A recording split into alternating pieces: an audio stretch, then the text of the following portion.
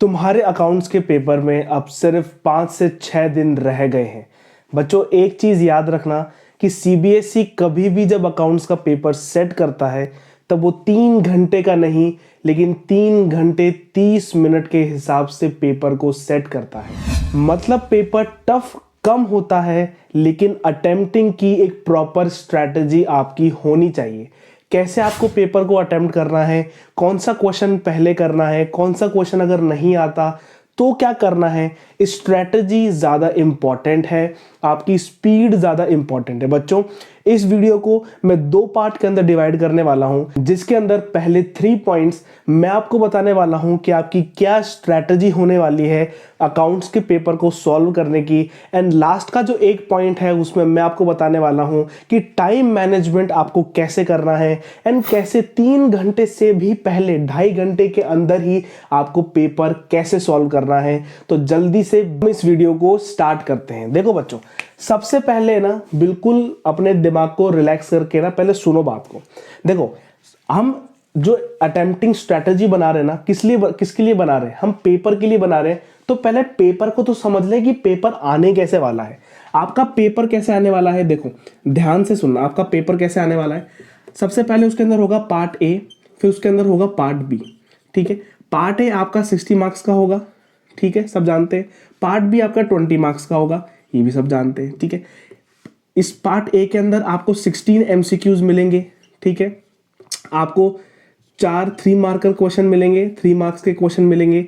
आपको 2 एंड 4 आपको 6 मार्कर के क्वेश्चन मिलने वाले हैं। ठीक है, और पार्ट बी में क्या होगा, आपको 4 एमसीक्यूज मिलेंगे।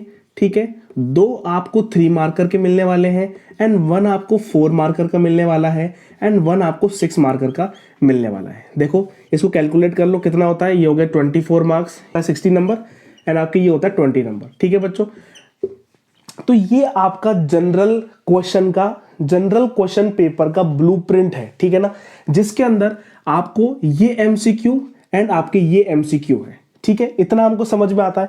एंड बच्चों, क्या होता है जब आप प्रीवियस ईयर क्वेश्चंस को देखोगे ना, आपके दिमाग में पहले से ही आ जाएगा कि अच्छा 3 नंबर का क्वेश्चन है, 4 क्वेश्चन है, तो क्या आ जाएगा ज्यादा से ज्यादा। यहाँ पे आपका जनरल एंट्रीज आ जाएगी, गुडविल का क्वेश्चन आ जाएगा, ठीक है ना, लोन अकाउंट आ जाएगा ज्यादा से ज्यादा। ठीक है, तो आपको पता चल जाएगा, अगर आपने प्रीवियस ईयर क्वेश्चंस करे होंगे तो आपको पता चल जाएगा कि पेपर में आखिर पूछ कहाँ रहा है, कहाँ पर आपको चॉइसेस मिल रही है, कहाँ पर आपको चॉइसेस नहीं मिल रही है। ठीक है ना, कैसे एमसीक्यूज हैं, एमसीक्यू में क्या क्या पैटर्न रिपीट हो रहा है। ठीक है, तो सबसे पहला पॉइंट जो हमको ध्यान देना है बच्चों, आपको 3 आवर्स का मास्टर प्लान बना लेना है। 3 घंटे आपके पास है, तो उस 3 घंटे को अब आपको ब्रेक करना है। बच्चों बहुत ध्यान से सुनना, मैं आपको पेपर को अटेम्प्ट करने की स्ट्रैटेजी बता रहा हूं। देखो क्या करना है, सबसे पहला आपको पैचेस बना लेने। सबसे पहला 1 घंटे का बैच, ठीक है, 1 घंटे का, फिर उसके बाद 1 घंटे का एंड फिर उसके बाद 40 मिनट्स का। ठीक है, और जो 20 मिनट्स अब आपके रह गए हैं वो क्या है, वो आपका रीडिंग टाइम है। वो रीडिंग टाइम है, आपको अपने पूरे पेपर को जो आपने सॉल्व किया है आपको रीड करना है। उस समय आपको बॉक्सेस बनाने हैं, उस समय आपको अंडरलाइन करनी है, बॉक्सेस बनाने हैं। ठीक है ना, पेपर जो प्रेजेंटेशन स्किल्स की जो हमने वीडियो बनाई थी ना, वो इस 20 मिनट्स के अंदर आपको करना है। ठीक है, यहां पे करने मत बैठ जाना, यहां पर सॉल्यूशन करने का टाइम है, यहां पे उसको प्रेजेंट करने का टाइम है। ठीक है ना, हम अंडरलाइन कर रहे होंगे क्वेश्चन के नीचे, आंसर के नीचे चेक कर रहे होंगे कौन सा आंसर सही है गलत है। बच्चों देखो, इस पहले के 1 घंटे के अंदर एमसीक्यूज मत करने लग जाना, एमसीक्यूज करने मत लग जाना। एमसीक्यूज से पेपर स्टार्ट नहीं कर रहा है। हाँ देखो क्या करो, आपको पेपर मिलता है, आप अपनी सारी डिटेल्स लिख दो, आंसर है ना, आंसर शीट में सारी डिटेल्स लिख दो। अब क्या करो, आप क्वेश्चन नंबर 1 लिखो, आंसर नंबर 1 लिखो एंड 2 लाइन छोड़ दो, 2 लाइन छोड़ दो एमसीक्यू के लिए। कहां तक छोड़नी है आपको, क्वेश्चन नंबर 16 तक। ऐसा करते जाओ। ठीक है, हम अभी एमसीक्यू सॉल्व नहीं कर रहे हैं, लेकिन हमने एमसीक्यू के लिए लाइन छोड़ दी। क्यों बच्चों, क्या होता है, क्योंकि एग्जामिनर जब आपकी कॉपी चेक करेगा ना तो उसको एक प्रॉपर फ्लो दिखेगा। ठीक है ना, अब देखो सबसे पहले के घंटे के अंदर पार्ट ए उठाओ एंड इनको सॉल्व कर डालो, ठीक है, इनको सॉल्व कर डालो। इसमें आपको कितना टाइम लगेगा, हर एक क्वेश्चन के लिए टाइम डिसाइड करो। अगर 6 मार्कर का क्वेश्चन है तो 15 मिनट के अंदर पूरा हो जाना चाहिए, ठीक है। अगर 4 मार्कर है तो वो आपके 10 मिनट्स के अंदर कंप्लीट हो जाना चाहिए। अगर 3 मार्कर है तो वो आपके 6 to 7 मिनट के अंदर कंप्लीट हो जाना चाहिए। बच्चों, मैंने आपको स्टॉप वॉच यूज करने के लिए बोला था कि जब भी तुम पार्टनरशिप का क्वेश्चन करते हो, एडमिशन रिटायरमेंट का क्वेश्चन करते हो, डिसोल्यूशन का, रियलाइजेशन एक्सपेंस का, इश्यू ऑफ शेयर्स का, डिबेंचर्स का क्वेश्चन करते हो, कैश फ्लो का क्वेश्चन करते हो, हमेशा स्टॉप वॉच लगाओ। स्टॉप वॉच में देखो कि 15 मिनट से ज्यादा टाइम नहीं लगना चाहिए। बच्चों, जब मैं पेपर की तैयारी कर रहा था ना, तब मेरा बड़े से बड़ा क्वेश्चन 8 मिनट के अंदर सॉल्व हो रहा था। 8 मिनट के अंदर सॉल्व हो रहा था, पूरा 6 मार्कर, ठीक है। तो मैं तो आपको फिर भी ग्रेस दे रहा हूं एंड 15 मिनट तक आपको बोल रहा हूं, 15 मिनट तक आपको लगाने हैं एंड 6 मार्कर के क्वेश्चन को सॉल्व करना है। 4 मार्कर के लिए 10 मिनट्स, 3 मार्कर के लिए 6 to 7 मिनट्स, ठीक है। तो पहले के 1 घंटे हम इन क्वेश्चंस को सॉल्व कर रहे होंगे। पहले के ही 1 घंटे के अंदर हम इस पर ध्यान दे रहे होंगे, ठीक है। मुझे पता है 1 घंटे के अंदर ये सारा नहीं होगा, ठीक है। हो सकता है कुछ टाइम हमको यहाँ पर भी लग जाए, हो सकता है 20 मिनट हमको यहाँ के भी लग जाए, ठीक है। 20 मिनट यहाँ के भी लग जाए तो कोई बात नहीं। जैसे ही हमने पार्ट 1 कर दिया, पार्ट ए कर दिया, उसके बाद हम पार्ट बी पे जाएंगे। पार्ट बी में हमको क्या करना है, एमसीक्यूज के लिए वापस आप स्पेस छोड़ दो, ठीक है। एमसीक्यूज के लिए स्पेस छोड़ दो। मैंने आपको बताया था कि 15 मिनट का रीडिंग टाइम है ना, उसके अंदर आपको कैसे यूटिलाइज करना है उस टाइम को।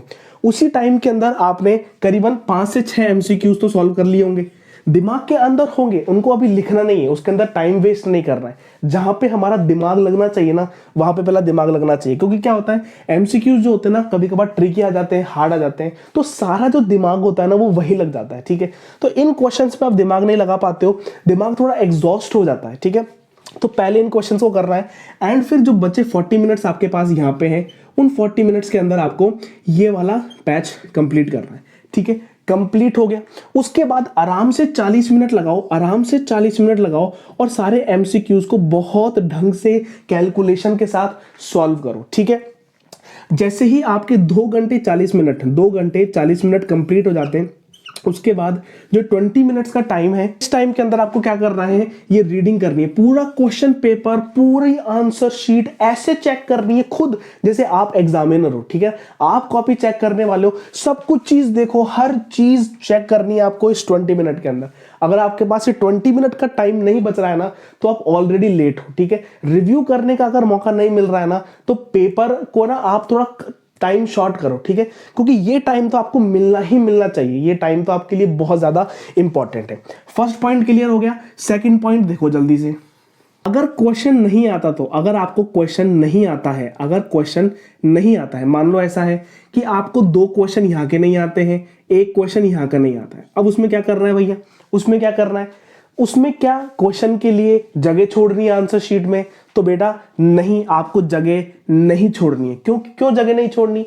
जगह छोड़ दोगे ना, जैसे मुझे बताओ कि अगर आपने 6 नंबर के क्वेश्चन के लिए 1 पेज छोड़ दिया, 1 पेज छोड़ दिया या फिर 1.5 पेज छोड़ दिया, मुझे बताओ इन केस अगर वो क्वेश्चन 1.5 पेज में नहीं आया तो आपका तो पूरा क्वेश्चन ही खराब हो गया।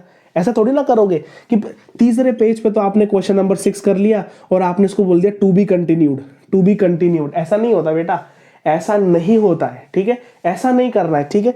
तो अगर कोई क्वेश्चन नहीं आता, जैसे मुझे बताओ क्वेश्चन नंबर 21 आपको नहीं आता, तो क्या करना है, आप क्वेश्चन नंबर 19 कर लो। 21 नहीं आता है, कोई बात नहीं, लिख दो क्वेश्चन नंबर 19 आंसर, इसको आपने कर लिया। उसके बाद आप कर लो question number 21 answer.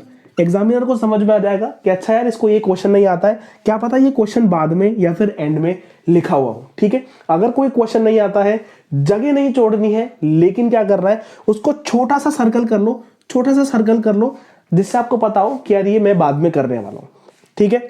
Third point बच्चों, थर्ड पॉइंट आपके लिए बहुत ज्यादा इंपॉर्टेंट है। हमेशा पेपर को अटेम्प्ट करते समय क्लियर डिस्टिंक्शन होना चाहिए आपका, क्लियर डिस्टिंक्शन होना चाहिए part A and part B में, part A and part B के अंदर, ठीक है। ऐसा मत कर देना कि पार्ट ए के चलो कुछ क्वेश्चन कर लिए, 1 2 6 मार्कर के रह रहे हैं, तो पार्ट बी करने लग गए, उसके बाद वापस पार्ट ए लिया है, फिर वापस पार्ट बी लिया है। ऐसा मत करना, बहुत इंप्रेशन खराब जाएगा। पहले पार्ट ए कर लो, 2-3 पेज छोड़ दो अगर आपको कुछ लग रहा है तो, फिर पार्ट बी आप चाहे से चालू कर दो, ठीक है। नीट एंड क्लीन कॉपी रहेगी, नंबर ज्यादा मिलेंगे और एग्जामिनर को अच्छा भी लगेगा, ठीक है। सबसे पहले आपको ये बड़े बड़े क्वेश्चंस कवर करने हैं, ठीक है। जनरली क्या होता है इसके अंदर आपको जनरल एंट्रीज दे देगा 3 मार्कर के अंदर, रियलाइजेशन अकाउंट, उनकी एंट्री, पार्टनर्स लोन अकाउंट दे देगा आपको, ठीक है ना। रिटायरिंग पार्टनर का कैपिटल अकाउंट दे देगा, गुडविल ब्रिंग की, ब्रॉट की, न्यू रेशो, ओल्ड रेशो वाला क्वेश्चन दे देगा। 4 नंबर में आपको क्या करेगा, 4 मार्कर में इशू ऑफ शेयर्स के 4 फीचर के बारे में पूछ लेगा, कैपिटल रिजर्व का बैलेंस पूछ लेगा, ठीक है। शेयर 4 फीचर अकाउंट बनाने के लिए बोल देगा, ठीक है। 6 मार्कर में आपको पता है एडमिशन रिटायरमेंट से क्वेश्चन आता है, इशू ऑफ शेयर से क्वेश्चन आता है, रियलाइजेशन अकाउंट बनाने के लिए बोल देगा, या फिर रियलाइजेशन अकाउंट की आपको एंट्रीज करने के लिए बोल देगा, है ना, रिलेशन एक्सपेंस, डिसोल्यूशन एक्सपेंस की। आपको पता है 3 मार्कर में या तो कंपैरेटिव कॉमन साइज स्टेटमेंट बोल देगा या फिर रेशियोज निकालने के लिए बोल देगा। यहां पर भी आपके पास ऑप्शन आते हैं, या फिर आप कंपैरेटिव कॉमन साइज कर सकते हो, है ना, या फिर आप शोज वाले कर सकते हो। एक है ना 6 नंबर का क्वेश्चन बच्चों, ये तो नेसेसरी है, कैश फ्लो से आना ही आना है, ठीक है। या तो कैश फ्लो का बड़ा क्वेश्चन आ जाएगा या फिर आपको कैश फ्लो के 2 छोटे छोटे क्वेश्चन दे देगा जिसमें आपको बोल देगा ऑपरेटिंग निकाल दो एंड इन्वेस्टिंग निकाल दो, ठीक है। मेजरली बड़ा ही क्वेश्चन आता है, ठीक है बच्चों। एक केस स्टडी आपको देखने को मिलेगी क्वेश्चन नंबर 12 से लेकर क्वेश्चन नंबर 14 तक, ठीक है। ये क्लियर हो गया, ये क्लियर हो गया।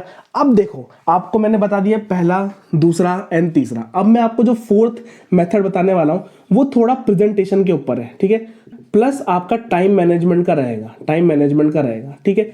अब देखो बच्चों क्या होता है, अगर आपने पेपर ही गलत तरीके से कर रहे हो, पेपर को गलत पैटर्न से आप चालू कर रहे हो, ठीक है ना, तो पहला तो आपका प्रेजेंटेशन गलत हो रहा है, दूसरा आपका टाइम लग रहा है, ठीक है ना। तो हमको टाइम को भी मिनिमाइज करना है एंड पेपर को अच्छी तरीके से प्रेजेंट करना है। बच्चों देखो मैं बताऊं क्या करता था, मैं आपको बताऊं, देखो बहुत फ्रैंकली बता रहा हूं। जो आपका रिवैल्यूएशन अकाउंट है, कैपिटल अकाउंट है एंड जो बैलेंस शीट है, ठीक है, वर्किंग नोट में जो आप बना रहे हो, उसको मैं क्या करता था, फॉर्मेट बनाता था, सारे लिखता था, बाय क्या है, टू क्या है, सब कुछ लिखता था ना, यहाँ पे सब कुछ मैं एंट्री करता था। लेकिन जो कैलकुलेशन करता था, जो यहाँ पे फिगर्स में लिखता था ना, फिगर्स वो पेंसिल से लिखता था, क्यों बच्चों, क्यों ऐसा, क्योंकि कभी कभार क्या होता है बैलेंस शीट मैच नहीं होती, कभी कभार ऐसा होता है कि यार आपने कैलकुलेशन में कुछ एरर कर दिया, तो पेन से काटना पड़ता है लेकिन पेंसिल से काटना नहीं पड़ता। एक बार पता चल रहा है कि बैलेंस शीट मैच हो गई, फिर उसको मैं फटाफट से पेन से उतार देता था एंड इरेजर से रब कर देता था, ठीक है। तो हमेशा ये याद रखना, कभी भी आपका आंसर आए उसको अंडरलाइन कर लो ऐसे, ठीक है। फॉर्मेट का ध्यान रखो, ठीक है, फॉर्मेट का ध्यान रखो, ठीक है। मैंने आपको बता रखा है डिजिट अपॉन डिजिट रखो, डिजिट अपॉन डिजिट रखो, जिससे क्या होगा, फास्ट कैलकुलेशन आपकी होगी, फास्ट कैलकुलेशन होगी। जो आपका पीछे रफ आपको मिल रखा है, जो आपने रफ कर रखा है ना, ऐसे लास्ट पेज रफ लिख रखा है, उसको यूटिलाइज करो, कुछ कैलकुलेशन मन में करने की सोचो, इससे क्या होगा, आपके पेपर को करने की स्पीड बढ़ेगी। और बच्चों एक इलाज बता रहा हूं मैं आपको, अगर ये कुछ भी नहीं करना चाहते हो ना, एक ही इलाज बता रहा हूं वो कर लो, ठीक है। बस एक इलाज बता रहा हूं, वो है स्टॉप वॉच के साथ प्रैक्टिस करो, भूल जाओ जो मैंने बताया ना, एक चीज याद रख लो, स्टॉप वॉच के साथ प्रैक्टिस करो। अगर स्टॉप वॉच के साथ प्रैक्टिस कर रहे हो ना, और तुम्हारा 6 मार्कर का क्वेश्चन बिल्कुल नीट एंड क्लीन वे में 8 मिनट के अंदर सॉल्व हो रहा है ना, 8 मिनट के अंदर, तो मैं गारंटी दे रहा हूं तुमको कि तुम्हारा पेपर नहीं छूटेगा, गारंटी है, लिख लो यहां से, ठीक है। अगर 6 मार्कर का क्वेश्चन नीट एंड क्लीन तरीके से विदाउट काटा पीटी, विदाउट सॉल्यूशन देखे, अगर तुम्हारा 8 मिनट के अंदर हो रहा है तो तुम्हारा पेपर नहीं छूटेगा, है ना, लिखवा लो। अब चाहे से कुछ भी ट्रिक अपना लो, लेकिन तुम्हारा पेपर नहीं छूटेगा, ये तो लिखवा लो मुझसे, ठीक है। याद रखना कि अगर कोई सा क्वेश्चन नहीं भी आता है, कोई सा क्वेश्चन आपको बिल्कुल ही नहीं आता, ऐसा लग रहा है यार ये तो बिल्कुल ही नहीं आता, तो आपको छोड़कर नहीं आना कोई से भी क्वेश्चन को, चाहे से क्वेश्चन पूरा उतारे आओ, एक फॉर्मेट बनाया हो, डेबिट क्रेडिट लिखे आओ, अमाउंट पर्टिकुलर्स लिखे आओ, लेकिन छोड़कर कभी मत आना, ठीक है। छोड़कर तुमको कोई से क्वेश्चन को नहीं आना है। एंड हमेशा क्या है, पहले उसका वर्किंग नोट लिखो, पहले हर चीज का वर्किंग नोट लिखो, फॉर्मेट बनाओ, पूरा फॉर्मेट को ढंग से बनाओ। यहाँ पे क्या क्रेडिट है, क्या डेबिट है, क्या पर्टिकुलर्स है, क्या अमाउंट है, क्या टू है, क्या बाय है, सब चीज ढंग से लिखो, ठीक है। तुम ढंग से नहीं लिखते हो पहली बात तो, और क्या कैलकुलेशन जब तुम करते हो, इतना काटा पीटी उस कैलकुलेशन के अंदर है, काटा पीटी कुछ हद तक बर्दाश्त होती है, ठीक है, लेकिन ज्यादा जब करने लगते हो ना तो बहुत ज्यादा अनोइंग हो जाती है एंड वो है ना टीचर को भी चेक करने में मुश्किल होगी, ठीक है। आपको पता है अभी मैथ्स वालों का क्या हाल हुआ है, ठीक है, बहुत ही टफ पेपर आया, लोग आप बोल रहे हैं सब, ठीक है ना। कुछ बच्चे तो बहुत सारा नंबर का छोड़कर आए हैं, लेकिन मैं आपको बोल रहा हूं कुछ भी छोड़कर नहीं आना है, भरोसा रखो, अकाउंट्स का पेपर सारा आता होगा आपको। एंड ये अप्रोच का खेल है बच्चों, ठीक है ना, टाइम का एंड अप्रोच का खेल है। कॉन्सेप्ट आपने सब पढ़ रखे हैं, प्रिपरेशन आपकी बहुत अच्छी चल रही है, ठीक है, तो थोड़ा रिलैक्स हो जाओ, ठीक है ना। माहौल थोड़ा सा गर्म है क्योंकि अब सीबीएसई बोर्ड के जो पेपर्स है ना वो चालू हो गए हैं, ठीक है, लेकिन हमको माहौल को गर्म नहीं रखना है, थोड़ा ठंडा बना के रखो। हाँ पेपर है तुम्हारे, पेपर के लिए पढ़ो, लेकिन इतना ज्यादा स्ट्रेस लेने की जरूरत नहीं है, ठीक है। अब देखो कुछ बच्चे बोलते हैं कि सर है ना ये पढ़ाई काम क्या आएगी, अकाउंट्स काम क्या आएगी। अब बताओ, तुम एक पेपर को सॉल्व करने के लिए ट्रिक्स देख रहे हो, तुम पेपर को सॉल्व करने के लिए स्ट्रैटेजी देख रहे हो, यानी कि तुम्हारा जो माइंड है वो सोचो कितनी शार्प तरीके से उस पेपर में सक्सेस पाने के लिए हार्डवर्क कर रहा है, ठीक है। तुम स्मार्ट वर्क भी कर रहे हो, हार्ड वर्क भी कर रहे हो, तो क्या इससे तुमको कोई आगे फ्यूचर में फायदा नहीं होगा क्या? फायदा बिल्कुल होगा। एक बार अगर तुमने सिटिंग देना तुम सीख गए ना 9-9 घंटे की, 10-10 घंटे की, लाइफ लॉन्ग तुमको ये हेल्प करेगी। चाहे तुम बिजनेस करो खुद का या फिर कोई जॉब फील्ड में जाओ, हमेशा तुमको ये हेल्प करने वाली है, ठीक है। तो ज्यादा ज्ञान बाद में देंगे। अकाउंट्स का पेपर 24 तारीख को है, फोड़ के आना है, कमेंट करके जाओ कैसी लगी वीडियो, एंड बंद करो फोन को एंड पढ़ाई करने बैठो। मिलते हैं नेक्स्ट वीडियो के अंदर। Till then goodbye, take care, thank you बच्चों।